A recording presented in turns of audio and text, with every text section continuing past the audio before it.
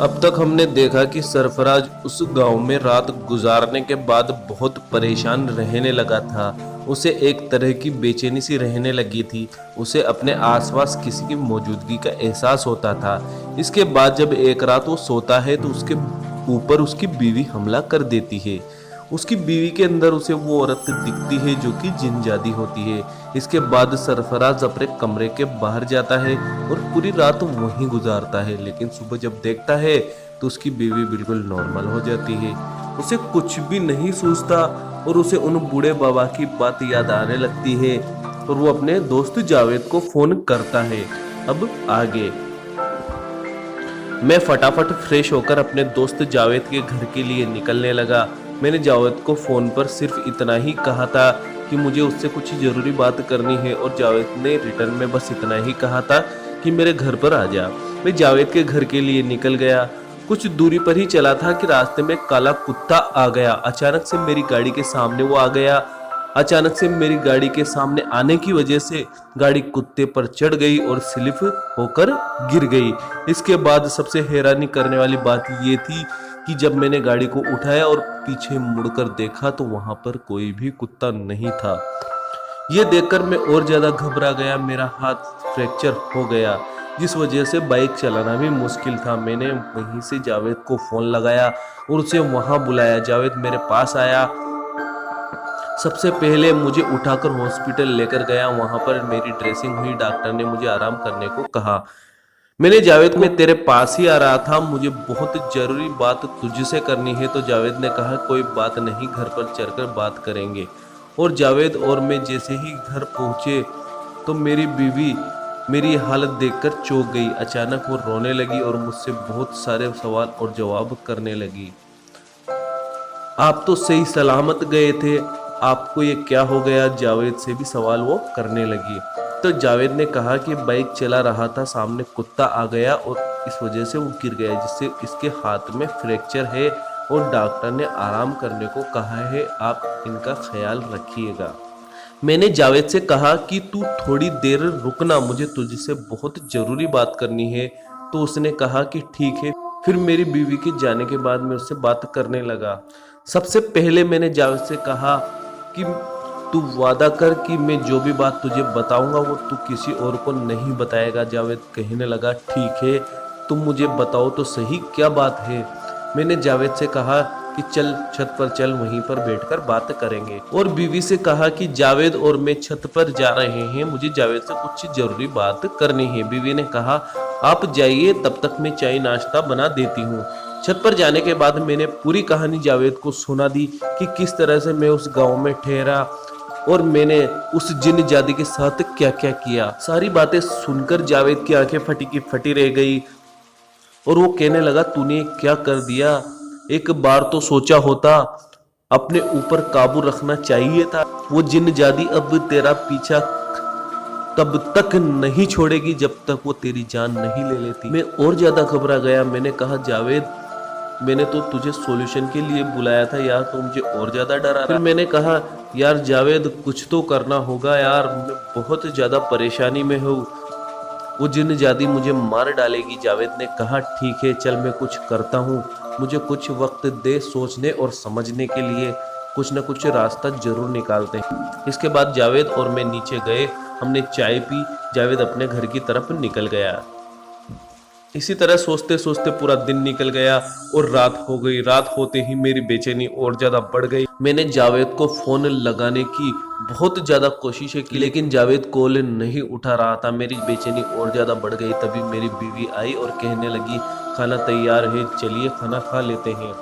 दोस्तों डरते डरते मैंने खाना खाया। मेरी बीवी मेरे पास ही बैठी थी, लेकिन मुझे उसे देखकर और ज्यादा डर लग रहा था, क्योंकि जो कुछ कल मेरे साथ हुआ था उसे देखकर हर कोई डर जाएगा।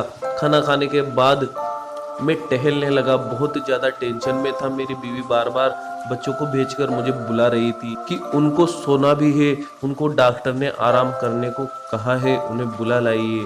लेकिन मैं इतना ज़्यादा घबराहट में था कि नींद तो कोसों दूर थी। उनके बार बार बुलाने के बाद मुझे मजबूरन बेडरूम में जाना पड़ा। मैं बेडरूम में जाकर बैठ गया। मेरी बेबी ने कहा कि कल से मैं आपको नोटिस कर रही हूँ, आप बहुत ज़्यादा घबराए हुए लग रहे हैं। मैं आपकी बीवी हूँ, मुझे तो बताइए कि आपके दिमाग में आखिर चल क्या रहा है। दोस्तों, मैं उसे कैसे बताता कि मैंने क्या क्या कारनामे किए हैं, कैसे अपनी मासूम बीवी को ये सब कुछ बताता। आज तो मैं अपने आप से नज़र भी नहीं मिला पा रहा था, मैं अपनी बीवी से भी नज़र नहीं मिला पा रहा था, क्योंकि मैंने इतनी बड़ी गलती की थी और ऊपर से उस जिनजादी ने मेरी बीवी के अंदर आकर मुझ पर हमला भी कर दिया था। इन्हीं सभी कशमकश की वजह से मैं इतना ज़्यादा टेंशन में था कि मुझे नींद भी नहीं आ रही थी। रात के 12 बज चुके थे।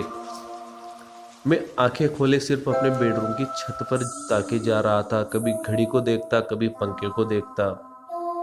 दिमाग में वही सब कुछ चल रहा था और इसी सोच में कि जावेद ही अब मुझे बचा सकता है, लेकिन जावेद भी फ़ोन नहीं उठा रहा था। इसी कश्मकश में रात के 1 बजे मुझे झपकी आ गई। मैं कच्ची नींद में था, तभी मुझे अचानक से ऐसे लगा कि कोई मेरा गला दबा रहा है। मेरा दम घुटने लगा, ऐसे लगा कि मानो मेरे पैरों को किसी ने जकड़ रखा हो।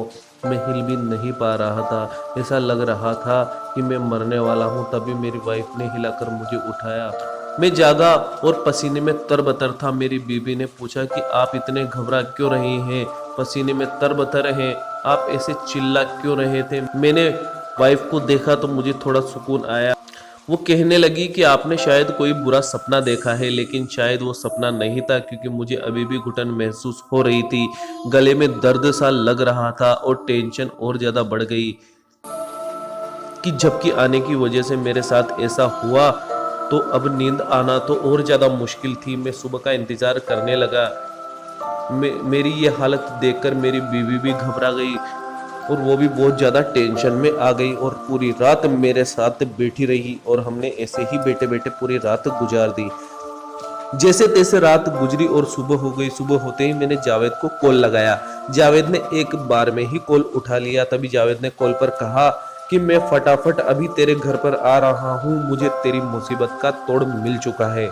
हमें एक जगह पर चलना होगा जहाँ पर जाकर हम इस मुसीबत का इलाज ढूंढ सकते।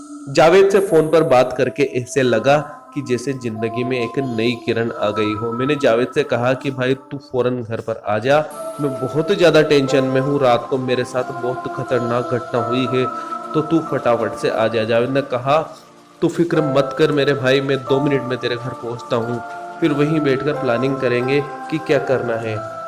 उससे बात करके मुझे थोड़ी राहत मिली। मैंने अपनी वाइफ से कहा कि जावेद के साथ मुझे कहीं पर जाना है। मुझसे बहुत सारे सवाल किए, लेकिन मैंने उससे कुछ भी नहीं कहा। मैंने उनसे कहा कि तुम ज़्यादा सवाल जवाब मत करो, मैं वापस आकर तुम्हें पूरी बात बता दूंगा। मेरी बीवी मेरे अजीब बर्ताव को देखकर खुद टेंशन में आ चुकी थी। वो सोच रही थी कि आखिर चल क्या रहा है, आखिर यह क्या हो रहा है। वो सब कुछ जानना चाहती थी, लेकिन लाचार सी लग रही थी। थोड़ी देर के बाद जावेद मेरे घर पर आ गया। जावेद के आने के बाद मैं फटाफट तैयार हुआ और अपनी बीवी को बोला मैं जावेद के साथ जा रहा हूँ। लेकिन बीवी ने मुझसे कुछ भी नहीं कहा और मुझसे सिर्फ यही कहा कि अपना ध्यान रखिएगा, और जावेद से भी कहा कि जावेद भाई इनका ख्याल रखना। तभी वो मुझे सीधा अपने घर पर ले गया और मुझे आराम से बिठाया और कहा अब मैं जो भी कह रहा हूँ उसे ध्यान से सुनना। जावेद ने मुझे बताया कि पास ही के एक गांव सरदारपुर में एक फकीर बाबा रहते हैं, बहुत ही जानकार है और झाड़ फूक करके लोगों का इलाज करते हैं। उसने मुझे बताया कि जब मैं तेरे बारे में सोच रहा था तो मुझे सरदारपुर में रहने वाले अपने एक रिश्तेदार का ख्याल आया, जिन्होंने एक बार मुझे इन फकीर बाबा के बारे में बताया था, और मैंने उनके पास में फोन लगाया और सारी बात उन बाबा को बता दी। मुझे पता चला कि ये बाबा अला बला और जिन जिन्नात पर भी काबू पा सकते हैं और वही हमारी मदद भी कर सकते हैं।